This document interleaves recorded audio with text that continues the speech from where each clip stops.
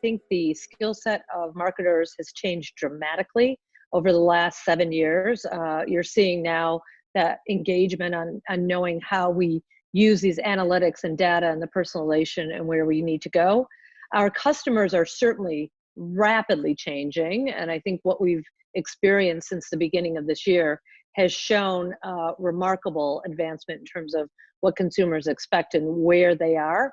And ultimately, we're at this point where we really need to now bring all those elements together at another level, really learn how to use it productively.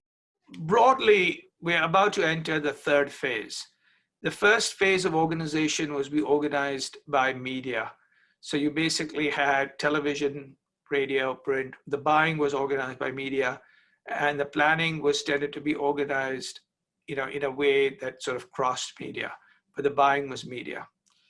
The second is when you basically try to integrate where the planning and the buying, where while you might have different buying specialists, eventually everybody reported to one chief, buying officer, whether it was digital, analog, etc.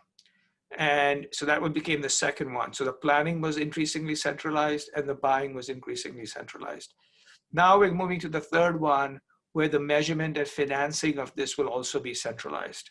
And when that happens, you're going to basically have this unique combination of one team working with different specialists, but all basically with a united consumer in perspective, a united planning in perspective, and a united measurement in perspective. And increasingly, we are basically getting there because more and more people are thinking much more broadly than they were thinking before. And by the way, it's much easier when digital becomes dominant to get to that model than when analog was dominant.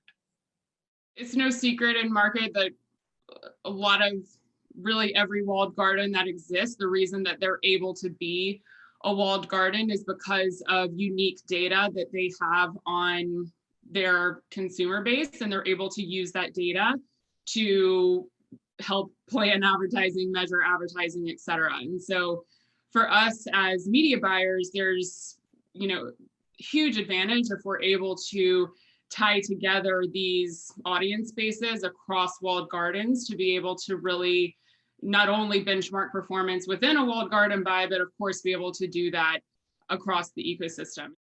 For me, it's a really simple equation. It's really all about planning that reflects how consumers actually consume media and move about the world today. So I think the linchpin really for omnichannel anything is really to start with the audience and with the consumer versus starting with the channels. Now, of course, that's an easy thing to say, a difficult thing to do, just given the sheer volume of channels and fragmentation across the media landscape today. But I think, we, at least at OMD and at Omnicom, have made tremendous strides forward in enabling more of a true omnichannel approach for the brands that we support.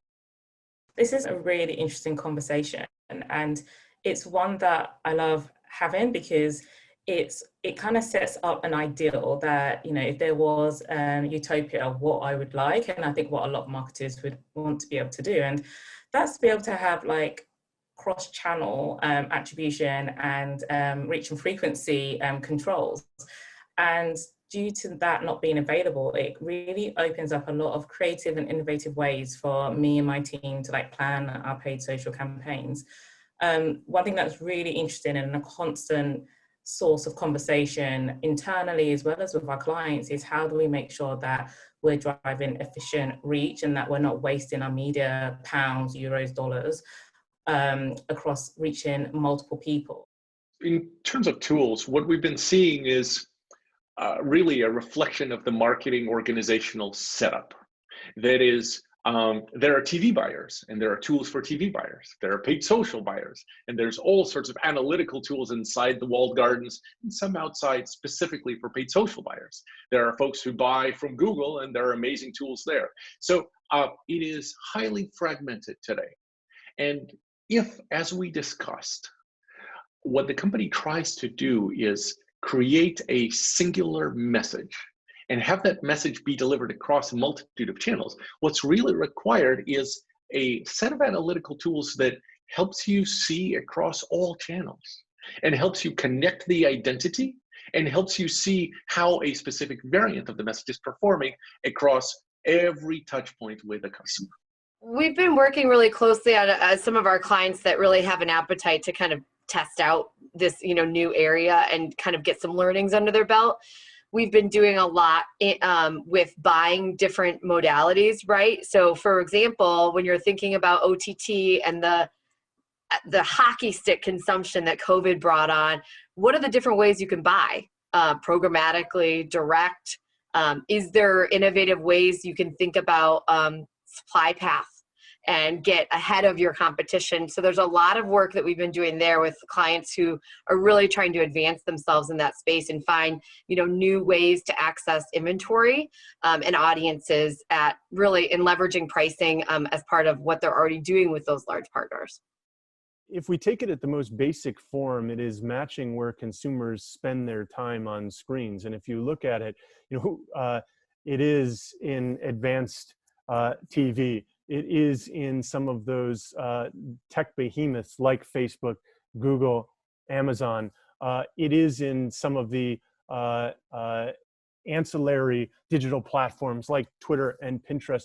But at this point, 83% of the time that people spend with media is in what is traditionally called closed ecosystems, especially when you define TV, and Bill has done this for a long time, TV as the oldest and most notable closed ecosystem. And so if we start to recognize how time is spent and you realize that it takes data science, it takes math, to connect across these closed ecosystems in a privacy compliant way, that it takes real technology to truly forge ahead in the emerging converging TV space, then omnichannel really is nothing more than a representation of how consumers spend their time, and technology needs to mirror that and enable marketers, as I said before, and you'll hear it from me time and time again, enables marketers to market the way consumers consume, all touch points, all moments, all screens.